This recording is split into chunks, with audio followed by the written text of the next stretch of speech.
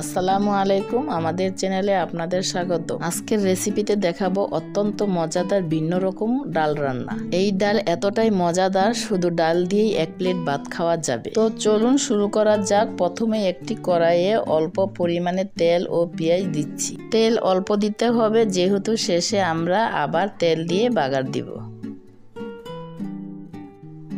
পরিমাণ মতো লবণ দিয়ে পানি দিয়ে দিচ্ছি। এই পর্যায়ে দিয়ে দিচ্ছি সামান্য হলুদ, মরিচ ও ধনিয়া গুঁড়া, জিরার গুঁড়া, আবারও সামান্য পরিমাণ পানি ও একটি তেজপাতা দিয়ে ভালোভাবে কষিয়ে নিব। আগে থেকে ডালগুলো ভালোভাবে ধুয়ে নিয়েছি, এখনও ডালগুলো দিয়ে ভালোভাবে কষিয়ে নিব। তারপর দিয়ে দিচ্ছি একটি টমেটো কুচি।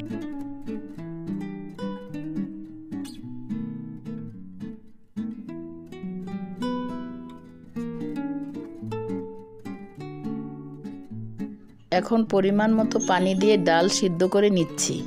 ডাল খুব বেশি পাতলাও না, অনেক বেশি ঘনও না, তাই পানিটা খেয়াল করে দিতে হবে।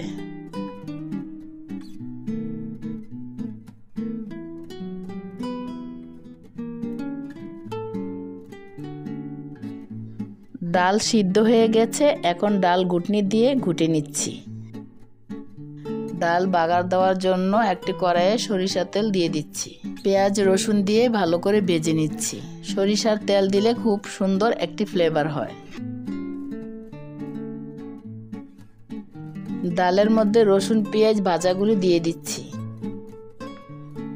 সবশেষে ধনেপাতা ও নাগামরিচ দিয়ে নামিয়ে নিব। নাগামরিচ দিলে খুব সুন্দর একটি ঘ্রাণ হয় এবং এই মরিচের ঝালটা খেতে খুব দারুণ লাগে।